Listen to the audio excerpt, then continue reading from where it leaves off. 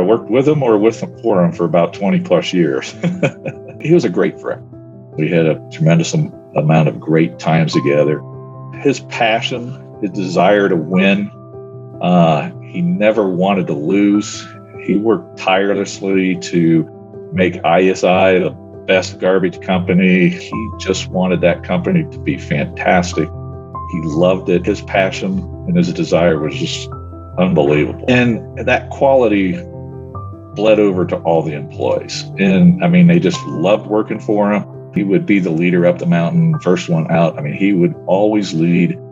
And that's what made him so great. And of course, I terribly miss him. I mean, we all do. He was a great friend and on top of everything else. And he and I worked closely together virtually every day for 20 years. Mickey loved the industry. He slept, ate, and breathed the industry.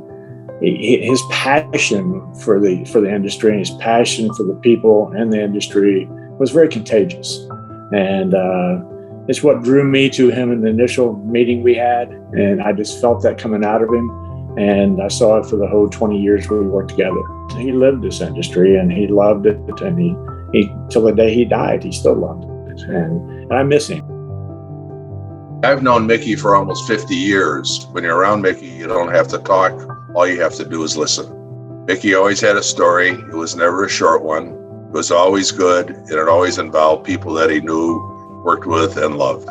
I think his greatest contribution probably was the mentoring and the grooming that he did with people in the business and in the industry. He also basically grew a great company, starting from scratch with his wife, Ellen, and I think he'll be remembered as a real inspiration to many, many people in the industry. God bless Mickey. God bless his family and his friends. And most of all, I think God has blessed us by having known Mickey Flood. We were married 25 years, and we started IASI together with his daughter. We were close personally and then also in business together. We were together all the time. He was a very passionate guy. He loved learning. He loved teaching. He loved food. He loved people. He would come home from a council meeting and talk about it like he'd been to a football game. He would talk about his dinner meetings or his day at the office like he'd just come in from a party.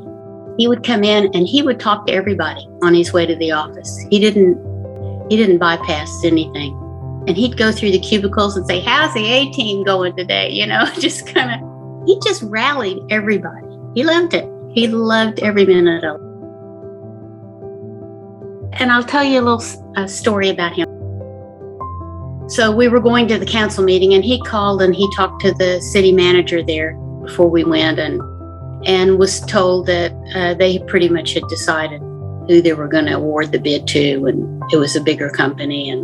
And before the vote, Mickey stood up and asked if he could speak. They just give him a couple of minutes. They really didn't normally do that, but they'd give him 5 minutes max. So he stood up and gave a speech. I have never heard any better speech in my entire life. It was just inspired. He addressed their entire needs. He told them exactly what was going to happen, exactly what they needed, and exactly how he was going to do it all. They voted, and the council was split 3-3, and the mayor voted for us.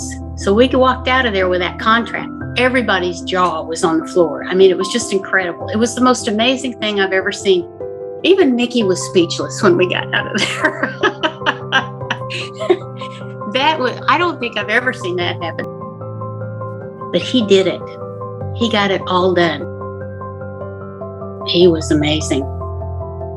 His legacy is the people. He said the people are the most important.